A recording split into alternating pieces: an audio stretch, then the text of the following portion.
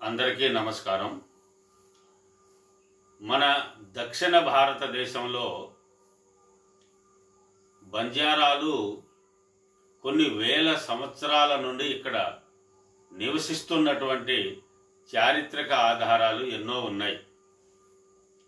ఇప్పుడు మనం చరిత్రను పరిశీలించినట్లయితే దక్షిణ భారతదేశంలో చాళుక్యులు, శాతవాహనులు, చౌహానులు, పమారులు పరిపాలన చేసినట్టుగా మనం చరిత్ర పుస్తకాలలో మనం చదువుతూ ఉన్నాం. పాండ్యులు కూడా, ముఖ్యంగా దక్షిణ భారతదేశంలో పాండ్య రాజుల చరిత్ర చాలా ఉన్నతంగా చెప్పబడుతుంది. ఈ పాండ్య రాజులు అంటే ఎవరు అనంటే, ఈనాటికి కూడా గోర్ బంజారా సమాజంలో పాండ్య అనే వంశంతో లేదా దానినే ఇంటి పేరుగా చలామణి అవుతున్న వాళ్ళు కూడా ఉన్నారు. అట్లాగే పమార్లు కూడా ఈ గోర్ బంజారా సమాజంలో ఒక సమూహముగా ఉన్నది. మరియు చవాణులు కూడా గోర్ బంజారా సమాజంలో ఉన్నారు. ఇదంతా దక్షిణ భారతదేశానికి సంబంధించినటువంటి చరిత్రలో మనకు ఆనవాళ్లుగా ఉన్నాయి.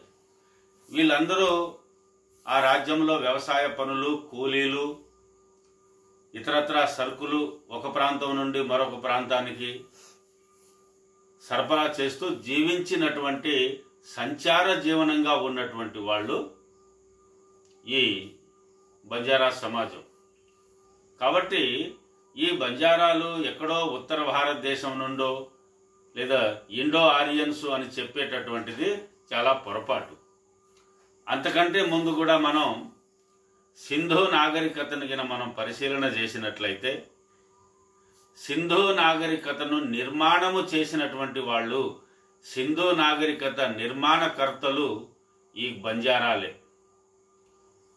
సింధు ప్రాంతం విధ్వంసం అవడానికి కారణం ఆర్యులు గ్వార్యాల మీద దాడి చేయడం మూలంగా. అంటే సింధు నాగరికతలో నిర్మాణం గావించి అక్కడ నివసించినటువంటి ప్రజలు ఎవరంటే గోర్యాలు.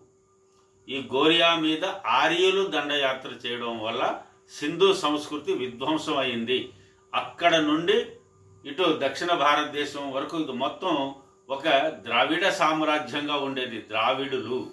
కనుక గోర్ బంజారా సమాజానికి ద్రావిడ మూలాలే ఉన్నాయి తప్ప ఆర్య మూలాలు లేవు. శారీరకంగా వీరు కాస్త బలంగా ఎర్రగా ఉంటారు. అది ప్రకృతి పరంగా వీళ్ళకు సంక్రమించినటువంటి ఒక అంశమే తప్ప ఎక్కడో అది. ఇంకా విషయం చెప్పాలి అనంటే, రామాయణంలో ఇప్పుడు గోల్కొండ నవాబు కాలంలో భద్రాచలం రామాలయాన్ని రామదాసు నిర్మించినట్టు, ప్రజాధనాన్ని వృధా చేశాడని రామదాసుని జైల్లో పెట్టడము, ఇదంతా మనం తెలుసు. ఆ గోల్కొండ నవాబుకి కప్పం చెల్లించినటువంటి ఇద్దరు వ్యక్తుల పేర్లు చెబుతారు రామదాసుని విడిపించడం కొరకు. రామోజీ, లక్ష్మోజీ. మరి రామోజీ, లక్ష్మోజీ ఎవరి పేర్లండి? లంబాడీల పేర్లు కావా? గోర్ బంజారాల పేర్లు కావా? అంటే రామదాసు కాలంలోనే రామదాసుతో సహచర్యం చేసి రామాలయ నిర్మాణంలో భాగస్వాములు అయినటువంటి వాళ్ళు ఈ సంచార బంజారా ప్రజలు. అది గ్రహించాలి. అంతేకాకుండా ఖగోళ విజ్ఞానాన్ని ప్రపంచానికి చాటి చెప్పినటువంటి మన భారతీయుడు హరియాభట్టు. ఇతనిని బ్రాహ్మణులు ఏం చేశారు? ఆర్యభట్ట అని మార్చేశారు. తప్పు అది. హరియాభట్టు. ఈ భాట్లో ఎందులో ఉన్నారు? గోర్ బంజారా సమాజంలోనే ఉన్నారు కదా. కనుక నిరంతరం ప్రజా సంక్షేమం కొరకు, ప్రజల కొరకు, సామాజిక ప్రయోజనం కొరకు పనిచేసేటటువంటి జాతి గోర బంజారా సమాజం. కనుక వీళ్ళు ఎవరో వలసవాదులు కాదు. భారతదేశం అంతటా అన్ని ప్రాంతాలలో విస్తరించి ఉన్నటువంటి సమాజమే గోర బంజారా సమాజము. అలెగ్జాండర్ భారతదేశం మీద దండయాత్ర చేస్తే అతనిని ఎదిరించినటువంటి వాళ్ళు గోర బంజారాలు. గజనీ మహమ్మద్ భారతదేశం మీద దండయాత్ర చేస్తే అతనిని ఎదిరించి నివారించినటువంటి వాళ్ళు బంజారాలు, గ్వారియాలు.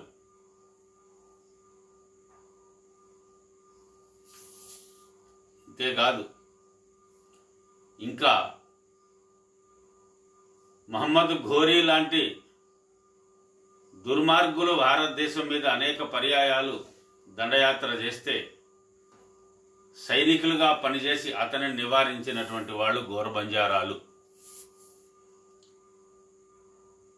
మహమ్మదీయులు భారతదేశంలో వచ్చిన తర్వాత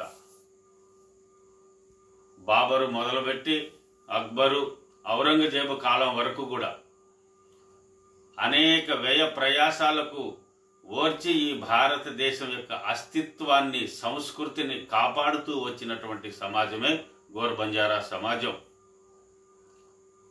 బ్రిటిష్ వాళ్లకు వ్యతిరేకంగా, డచ్ వాళ్లకు వ్యతిరేకంగా, పోర్చుగీసు వారికి వ్యతిరేకంగా ఎన్నో పోరాటాలు చేసినటువంటి జాతి గోర బంజారా సమాజం. కనుక భారతదేశమే కాదు, ప్రపంచం వ్యాప్తంగా సమాజ శ్రేయస్సు కొరకు పాటుపడిన జాతి గోర బంజారా జాతి. కనుక గోర బంజారాల యొక్క గొప్ప ఇతిహాసాన్ని తెలుసుకోకుండా వీళ్ళు ఎక్కడో ఇతర ప్రాంతాల నుండి వలస వచ్చారు అనడము సమంజసం కాదు. ఇప్పుడు తిరుమల తిరుపతి వెంకటేశ్వర స్వామి దేవాలయంలో ఉన్నటువంటి హాతీరాం బాబా దాదాపుగా 700 సంవత్సరాల క్రితమే అక్కడ ఆ యొక్క బాలాజీ దేవాలయాన్ని నిర్మించి పూజారిగా, భక్తుడుగా ప్రపంచానికి వెంకటేశ్వర స్వామి దేవాలయం, వెంకటేశ్వరుడని తర్వాత మార్చారు, అసలు పేరు బాలాజీ భగవానుని చరిత్రను సమాజానికి అందించినటువంటి హాతీరాం బాబా మా గోర బంజారా సమాజానికి చెందినవాడే. 1739లో అనంతపురంలో సద్గురు జగద్గురు సేవాలాల్ మహారాజు జన్మించారు. 11వ శతాబ్దంలోనే ఈ సమాజానికి ఒక నియమావళిని ప్రబోధించినటువంటి మహానుభావుడు, దేమా గురువు